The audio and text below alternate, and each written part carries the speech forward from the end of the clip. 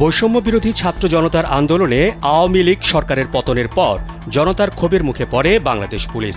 বিশেষ করে ডিএমপির বেশিরভাগ থানা হামলার শিকার হয়। অন্তর্বর্তীকালীন সরকার গঠনের পর ডিএমপির সব পর্যায়ে পরিবর্তন আনা হয়। এরপরও পুরোদমে কাজ করতে পারছে না পুলিশ। নগরবাসী পাচ্ছে না পূর্ণাঙ্গ সেবা। সোমবার রাজধানীর রাজারবাগ পুলিশ অডিটোরিয়ামে ঢাকা মহানগর পুলিশ ডিএমপির সদস্যদের মাসিক অপরাধ পর্যালোচনা সভা অনুষ্ঠিত হয়। এতে পুলিশ সদস্যদের বিতর্কিত কর্মকাণ্ডে না জড়াতে কঠোর নির্দেশনা দেওয়া হয়। তাদের বলা হয়েছে পেশাদারিত্ব বজায় রেখে কাজ করতে, জায়গা জমির বিরোধ এবং টাকা উদ্ধার সংক্রান্ত কোনো কার্যক্রমে অংশ না নেওয়া, ঊর্ধ্বতন কর্তৃপক্ষের অনুমতি ছাড়া কাউকে গ্রেফতার না করা সহ একগুচ্ছ নির্দেশনা দেওয়া হয় পুলিশকে। বাংলাদেশের একমাত্র মাল্টিন্যাশনাল টাইলস ব্র্যান্ড আরএকে সিরামিক্স।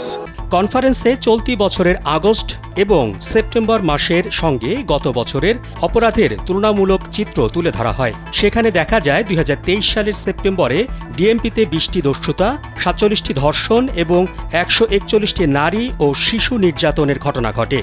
2024 সালের সেপ্টেম্বরে তা কমে 13টি দস্যুতা, 13টি ধর্ষণ, 41টি নারী ও শিশু নির্যাতনের ঘটনা ঘটেছে। এছাড়া 2023 সালের সেপ্টেম্বরে 147টি চুরি এবং অস্ত্র, বিস্ফোরক ও মাদক উদ্ধারে 1167টি মামলা হয়েছে। আর 2024 সালের সেপ্টেম্বরে চুরির 100টি এবং অস্ত্র, বিস্ফোরক ও মাদক উদ্ধারের 136টি মামলা হয়।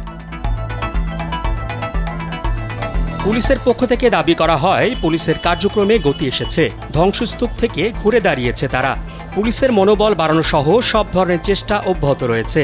দ্রুতই ডিএমপি স্বাভাবিক হওয়ার পাশাপাশি সততা, গুরুত্ব ও পেশাদারিত্বের সঙ্গে নগরবাসী সর্বোচ্চ সেবা নিশ্চিত করতে পারবে বলে মনে করছেন তারা।